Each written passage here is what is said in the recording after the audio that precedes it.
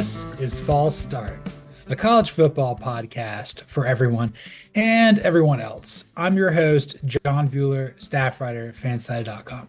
I'm joined today by a man who doesn't care how you got on third base, whether you were born there or hit a triple. All that matters is you are 90 feet away from scoring. Cody Williams, content director, Fansided.com. Inches, man. Inches. How are you?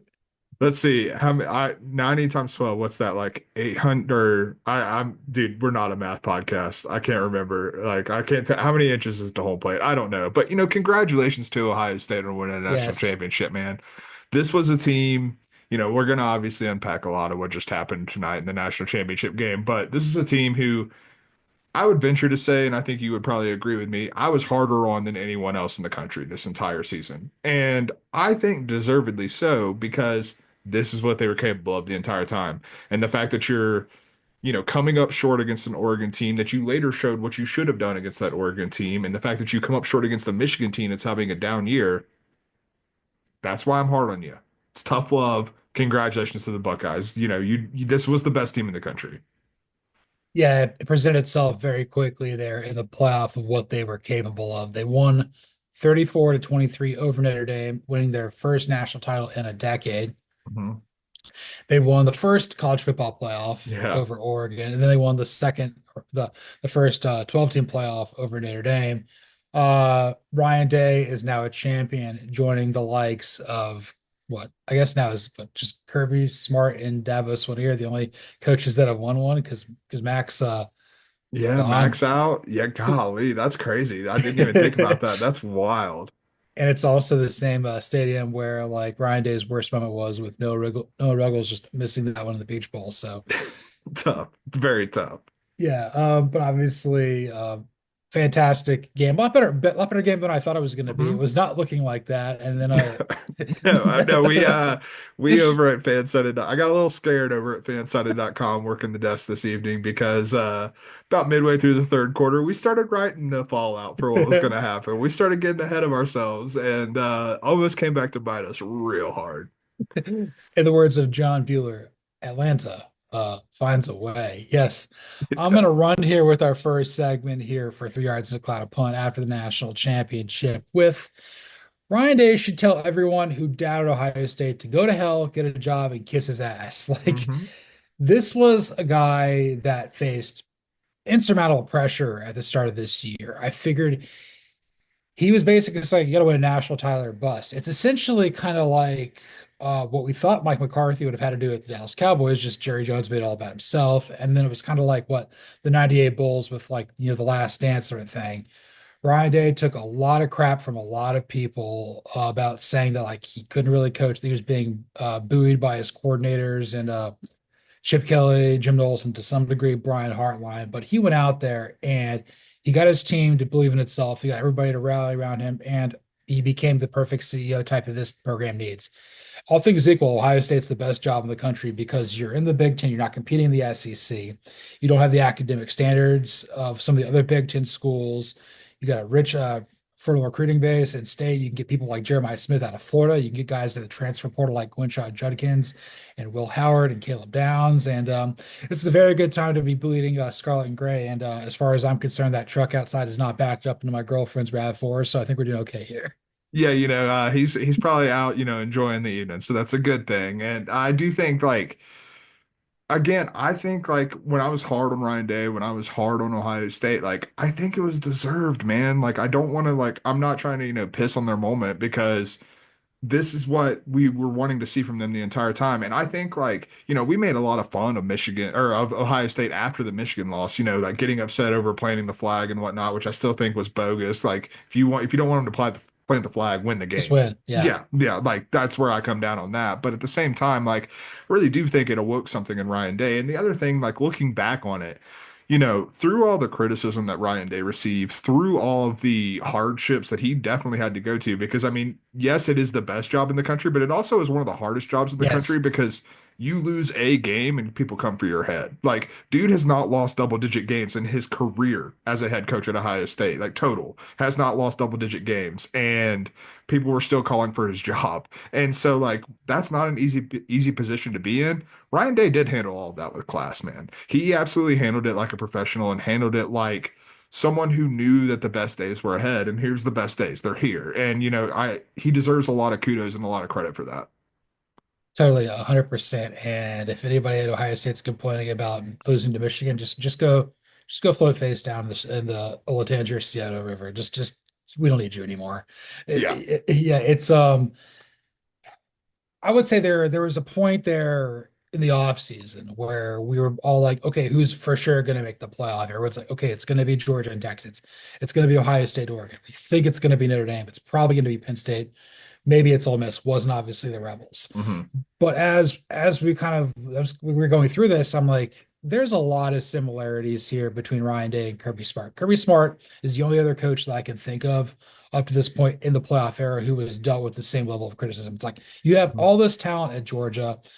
You got the opportunity to go here. It's on your silver platter. Just make it happen. And then Kirby Smart did, and he got elevated to being one of the best coaches in college football. This is Ryan Day now. Ryan Day is now officially on that same pedestal with the Kirby Smarts of the world. I guess Dabo's kind of there, and who else is like up there as a head coach? I guess nobody else has won a national title up Yeah. to this point, but like it's nobody can ever take this away from him. He went out there and he coached his team up to the best of its ability, got all the talent out of there. Also, what a ballsy call there to say, you know what, we haven't made a play to Jeremiah Smith the entire second half.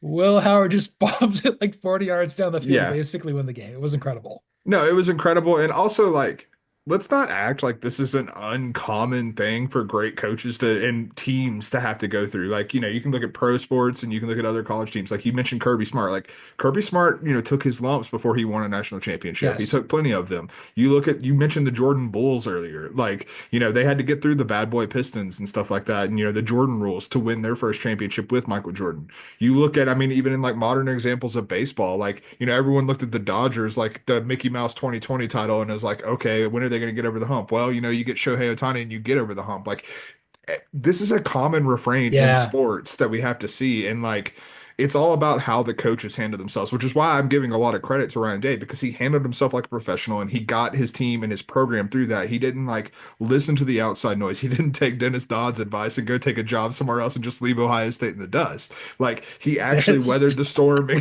I had to bring it up, man. It's one I of know the you wildest did. takes I've ever heard.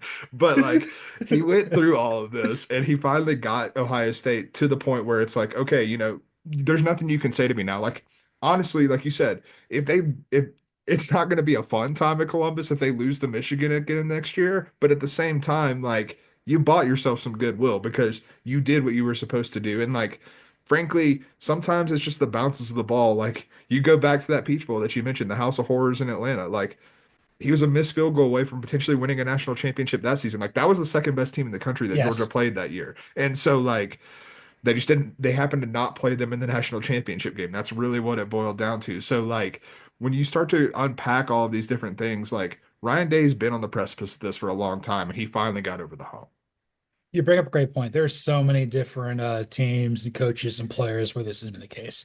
Obviously, Michael Jordan being able to get through the bad boy Pistons. You think about John Elway with the Broncos. He Mhm. needed Terrell Davis to finally get over the hump. The Atlanta Braves, the team of the '90s, had to play in 3 World Series to finally get it done. Yeah. There's several other ones out here. I'm trying to think. Tom Osborne didn't win a national title at Nebraska till like his 15th or 17th Yeah. year.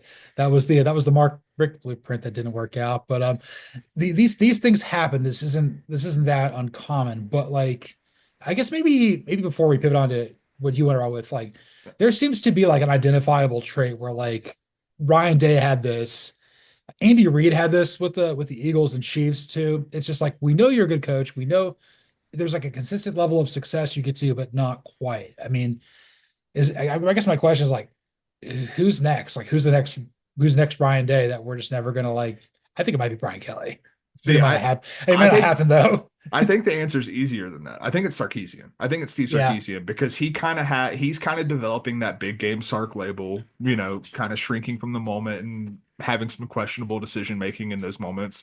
Obviously, Texas is as talented as any team in the country over the past few years, and I think that's going to continue for the next few years as long as Sarkisian's there. But Sarkisian still doesn't have a national title. Sarkisian hasn't been to a national championship game, so like I think Sarkisian is kind of very much in that same mold. You know, both offensive minds. Like I think he really checks the boxes as kind of like the next Ryan Day. Yeah, probably the most obvious. I mean, Brian Kelly doesn't have enough time, and then James Franklin has to win a game as underdog. Yeah, But apparently, exactly. Josh Allen can do that now, thanks to Mark Andrews. So congratulations there. Give yourself a big hand. Yeah, Mark Andrews, give Mark Andrews a hand because apparently he doesn't have him anymore. Good God. Isaiah Likely wasn't open apparently. What a tough year for the Ravens and tight ends, man. It's tough, man. You know who it wasn't a tight end for, or a tough year. It was maybe it wasn't a tight end either, but it wasn't a rough year either. I'm gonna run with Will Howard, man, and I'm gonna Yeah. run with well, I'm gonna run with the fact that he played a hell of a national championship Yes. game and a hell of a college football playoff. Dude elevated to levels that I hadn't seen before, and frankly, I'm thinking about him in an NFL draft like since that I hadn't really been coming into the season because I think I had a really hard time erasing his early Kansas State days out of my brain. Yeah. When he first got to Kansas State, dude couldn't throw a football. Like No. he was basically what Avery Johnson was this year, where like just running a quarterback run led offense and basically an option style offense and throw the ball if you have to. Well, throughout this season, we saw him continually make strides as a passer, still use his legs in the biggest moments and when it mattered. But he, he's not Josh Allen, like to be clear, but like that same mold in terms of you have a big, burly quarterback who can absolutely use his body to his advantage at the NFL level, but has also developed so much as a passer. I would love to see him brought into like as a day two pick to a situation where he doesn't have to start necessarily right away, but where he can like continue to develop the way he started this year at Ohio State. And I think it could be really advantageous. I wrote something about it tonight for fansided.com. One of the teams that I think is really interesting, Pittsburgh Steelers. You bring Yes. Justin Fields back, you put Will Howard behind him. I think that's a perfect tandem to set either way. Like if Fields balls out, Steelers have their quarterback for the future. If he doesn't, you have Howard to turn to after another year of learning behind him. Like I think that would be a really great spot for him. I'm glad you mentioned your article because on this show we always do a shameless self-promotion. I love this Oh yeah. stuff. You also mentioned the Cleveland Browns and the LA Rams. I really like the LA Rams fit. That's a franchise going in a really weird direction. They're getting really old really quickly. Yeah. Cooper Kupp may be gone. Puka Nakua's the guy, and that's about it. Yeah. Come on down to Atlanta, Cooper Kupp. We know we need you, bud. Uh, but anyway, like yeah, you look right in there, but the guys living in the West End. That's where you Yeah, leave. 100%. But yeah, Will Howard like kind of reminds me of what we've seen out of Sam Darnold now, which is Hmm. why I can't believe the Vikings are going to pivot off of him for JJ McCarthy. I just don't see it with McCarthy. I never have, and frankly, I never will. See, I'm on the opposite end of that. I think that McCarthy offers more upside, at least in my opinion. So we'll see. We'll see who I've been wrong before. You've been wrong before. We've both been wrong before. So like, we'll see who's right in this scenario, and one of us will eat crow eventually. But I just think that Will Howard, he's obviously not going to be a first round pick. Let's be very clear Right. about that. When I say like he has an NFL, but like I went into the season thinking, okay, he's going to be a game manager. They're going to use the quarterback run game more, and then he's going to go play in the CFL or something. Like I didn't think he had like an actual NFL future. After seeing what I saw in the college football playoff, and I'm not trying to overreact to one game because it wasn't just one game. Like Will Howard has gotten tremendously better throughout this entire season as a passer. And yes, he's throwing to Jeremiah Smith. Yes, he's throwing to Emeka Egbuka. Yes, he has a backfield behind him that's supporting him. But at the same time, you put him in a situation like Pittsburgh, where they have George Pickens, probably going to draft or sign another wide receiver. They're going to have Jalen Warren most likely in the backfield. You put him in Los Angeles, where, like you said, you have Puka Nacua, maybe Cooper Kupp. You have Sean McVay calling him on. Like I just think that if you put him in the right situation, he's someone who can absolutely take you to like is worth banking on. I guess is what I'm trying to say. So I think about like the thing we had for the Browns. So if he's like a second round pick or something like that, again, you're all tied up in the Deshaun Watson nonsense. Yeah, So like the idea is like you would use like your first round pick on a receiver, whether that would be like Travis Hunter or Ted McMillan or something like that, move back, yeah, get more picks. I wouldn't hate that with him. We'll see if Nick Chubb can still run. Kevin Stefanski knows what he's doing. Tommy Reese seems like he's on the come up there. If Yeah. Marcus Freeman leaves, maybe he's a candidate to go back to Notre Dame. Mm, But I would say the one thing that I've liked the most about Will Howard is just like he's just ready when the lights are mhm. bright. And I think I know our colleague Winston Wilcox wrote something earlier today. It's like, yeah, there's five quarterbacks better than him in the draft. There may only be four, definitely three. So I would Yeah. say like, okay, Cam Ward, Shedeur Sanders, you can't really argue with them what they're Yeah. doing at this point. I'd still probably take Quinn Ewers ahead of him. And then you're kind of down there. Is he better than Jalen Milroe?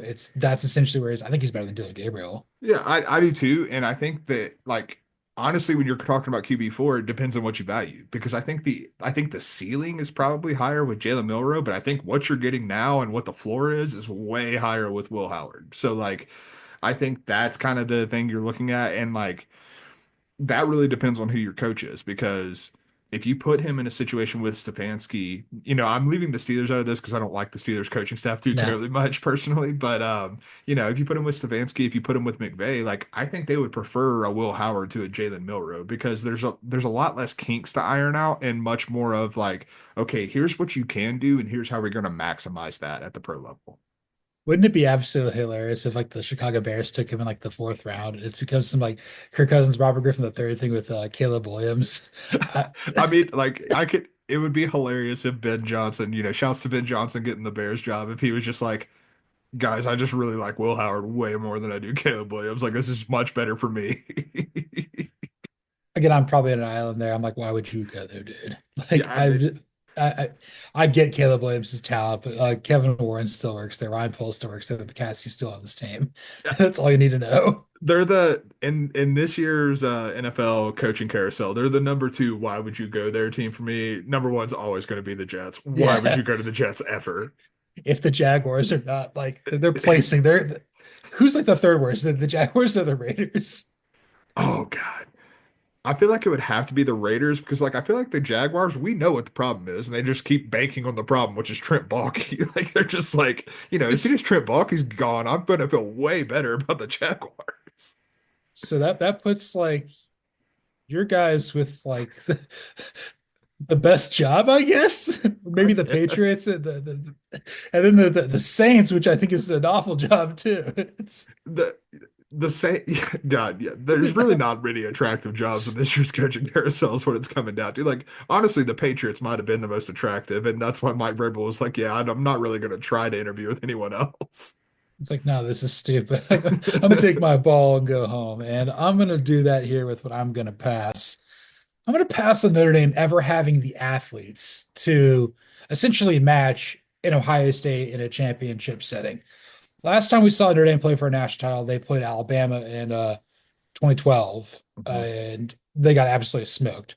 The national championship that year was the SEC championship between Georgia and Alabama. We Yeah. we saw how that shook out. And I'm gonna give Notre Dame a lot of credit in the sense that like I think that they're well coached. I think that their players play incredibly hard. I think that for the most part, when you're looking at Notre Dame, they're very cohesive. It's a high floor, low ceiling sort of thing. But at the end of the day, you can play so great down the stretch, and all it takes is just one busted coverage, and you can't contain Jeremiah Smith, and there goes your national championship. It has everything to do with, I think, obviously being in a talent poor state in Indiana, being an academic, having a lot of academic restrictions at Notre Dame. I think the Catholic overtones rub some people the wrong way. And I also kind of feel that them being a national independent, which I wrote about, it's just not cool anymore. And Yeah. it kind of makes everybody want to root against you, which is goes to the things like everybody roots for Marcus Freeman because he's a likable guy, which is why he's doing the impossible and making Notre Dame likable. It's Mhm. I don't know how much more you have to add to that, but like there's an athlete component there that they just can't quite get to. No, 100%. Like I think one of like the, specific instances tonight that really like highlighted that is you look at what Will Howard and Ohio State were able to do on third downs. And it felt like every time they needed a third down, whether it was the Jeremiah Smith play or whether it was, them going 6 for 6 in the first half, like someone was open or a play was there to be had because they just had matchup advantages wherever they wanted to, whenever it mattered most. Whereas when Notre Dame was in those situations, it looked like they were running uphill. Like it just looked like they had to, I don't know, man. Like just like Riley Leonard had to play hero ball or like I don't know, it just didn't seem there. And then like you go to the comeback attempt and like that's finally when Jaden Greathouse finally started breaking out. But that's when Ohio State was basically playing like not a prevent defense, but something akin to it, basically like a quarters defense, more or less. And so like that's why the receivers are running open. When it came to, these receivers got to win one on one, they couldn't do it. They don't have that same level of guy to do it. And like I think we saw that with Ohio State able to get out to their lead, which I've said it before and I'll say it again. Like I think that they dismiss the label as only front runners, but Ohio State is still at their most dangerous when they're front running. And so, like, Oh when you yeah. give Ohio State a 14-point first half lead and they're getting the ball to begin the second half, like, that's the worst spot in the world to be in if you're Notre Dame. Yeah, give Notre Dame credit for being able to play from behind, but it looked very Baltimore Ravens there while this was going on. You mentioned that like, okay, every third down was like laborious for Notre Dame. Everything was Mhm. just a challenge for them, whereas it was effortless for Will Howard. It's like, yeah, you've got Jeremiah my love in the backfield, but Ohio State's got two of those guys. They've Yeah. got Travion Henderson and Quidshot Judkins. You got Great House and Faison playing really well at receiver, but like if they were on Ohio State's team, would they even be number three or number four? I mean, that would be Carnell Tate and Brandon Ennis behind Yeah. Jeremiah Smith and Emeka Egbuka. It's an insane amount of war chest. You look at the pass rushers. I mean, they got two of everything, like Jack Sawyer and JT Tui Molo. Oh JTT, my baby. JTT, gosh. always. It gets in my head every time. I'm never going to get it right. He's going to play for the Falcons alongside Ruger. Rukaroro. Uh, that one, see, that one I can do because someone once said that it just sounded like Scooby Doo whenever he was shocked, and that's how I just remember it every time is Rukaroro. Um, but no, like you're 100% right, and like you go back to like still talking about the athlete advantage, and like I think that lends itself to depth as well because Ohio State, their offensive line, which lost Josh Simmons and Seth McLaughlin, played phenomenal tonight. Yeah. Like absolutely whipped Notre Dame's ass. And like Notre Dame fans, I'm sure, like, well, we didn't have Riley Mills, who is obviously our best defensive player on the defensive front. Okay, well, Ohio State was playing a man down and it didn't seem like a big issue. And they controlled the trenches in this game. So like it's not just the level of athlete, it's also the number of those guys that you have. Precisely. I was looking at something new for a post here. It's like, I didn't eventually do it. I was just looking to see which I was going to claim. I went to NFL Mock Draft Database, site Denny runs, great site, and It's it a great usually site. helps. I go there and I see like what's the big board say for players that are going to be drafted off Ohio State, Notre Dame. If you go to Ohio State, I mean, they've got about like 20 people on that board. You've got UDFAs, you've got like first round grades on what Josh Simmons and Emeka Egbuka are probably the two first round caliber players. Then like second round picks, okay, Jack Sawyer and JTT, and it goes down. Mhm. And you're basically like talking about like 10 people in date that are going to be off the board before the end of the third round. You go over there and look at Notre Dame, it's about, you're looking at only five guys who are going to get drafted. Yeah, And not like drafted high, just drafted. yeah, like Benjamin Morrison's like borderline first round pick because of the injury concerns. Again, he didn't play in this game. Their best athlete, they were missing him. Xavier Watts is probably like a second, maybe high third round pick. But Yeah. like that's what I'm saying. Like the talent disparity. You can win a play, but you're not going to win every series. You're not going to Hmm. win every single down. You're not going to win every quarter. Little becomes big over time, and that's kind of a result here with the Notre Dame of it all. No, I mean again, using an example from this game, Notre Dame's opening drive was highly impressive, using Riley Leonard basically as a batting ram down the field.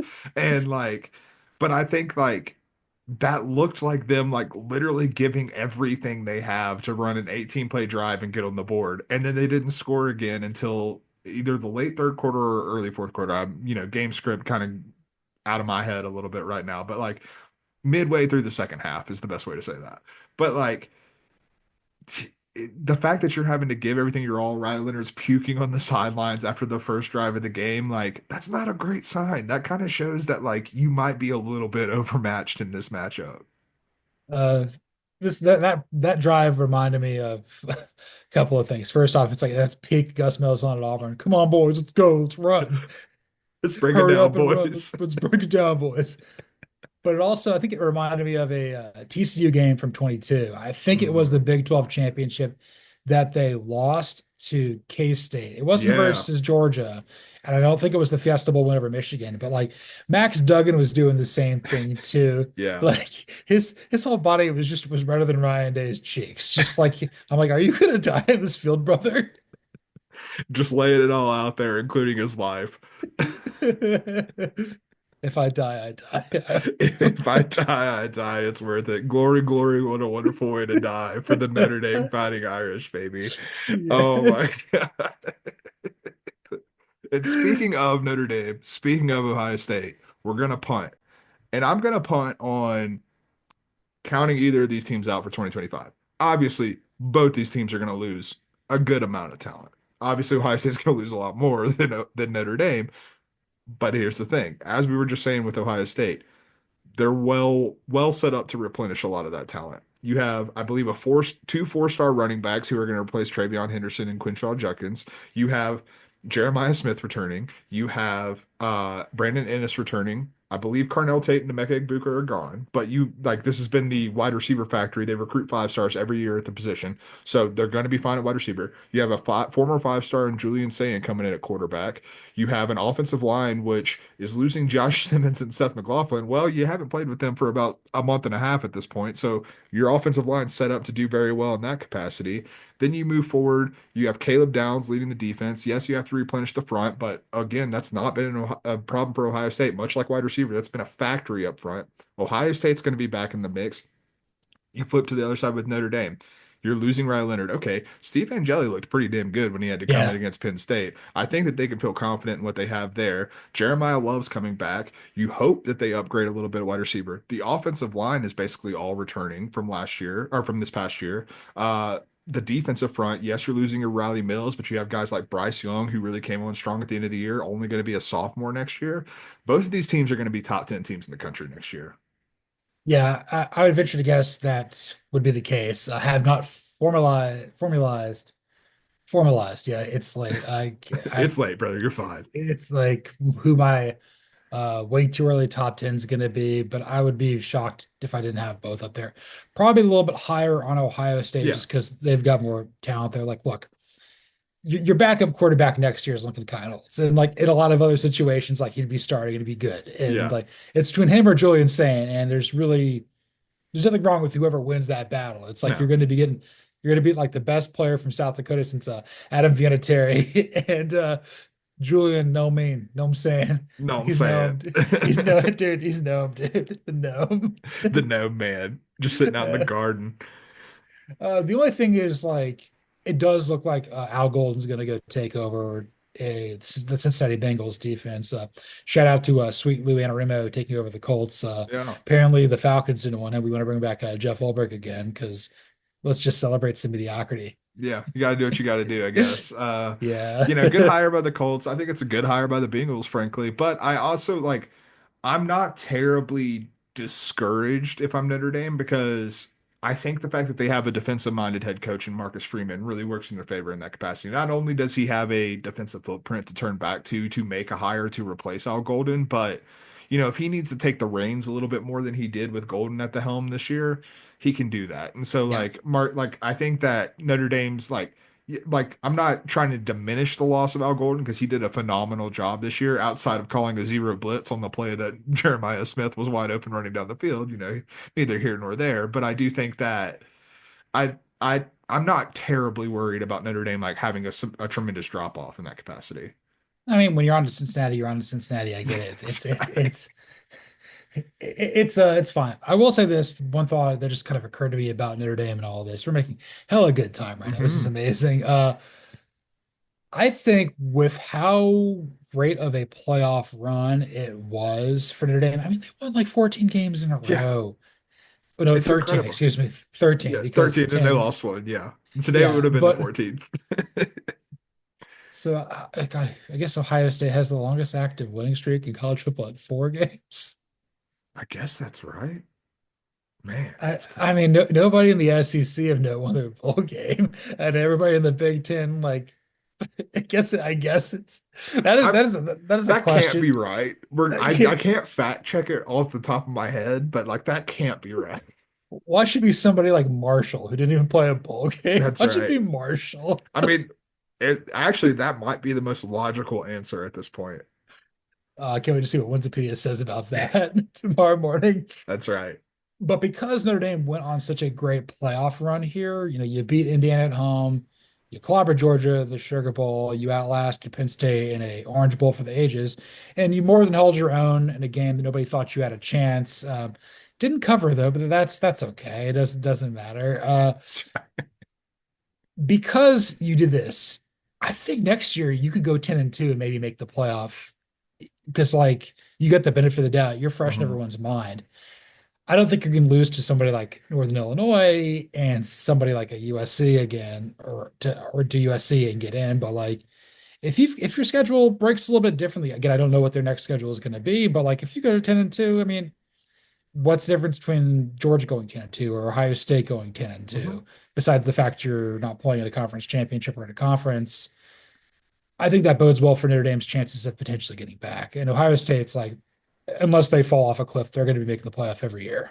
Yeah, I mean, like if Notre, as long as Notre Dame like goes 10-2 without a Northern Illinois loss, like they're going to get in. Like as long as it's like two decent losses, they're going to like we can talk about how like the seeding may hurt them, but like at the same time, like you don't risk not like losing in a conference championship game and not getting in there. And like that's in Notre Dame after what they did this year, that's going to weigh in, the committee's mind. Like they're going to rank them accordingly. Like, okay, can we really leave a team that's playing well as 10-2, like has a really good case to be in there and made it to the national championship game last year? Can we really leave them out? And the answer is no, they're not going to. Like we've seen this too many times from the committee. Like the logo on the helmets or the color of the helmets, I guess in Notre Dame's case, the gold domes, it means something to that committee.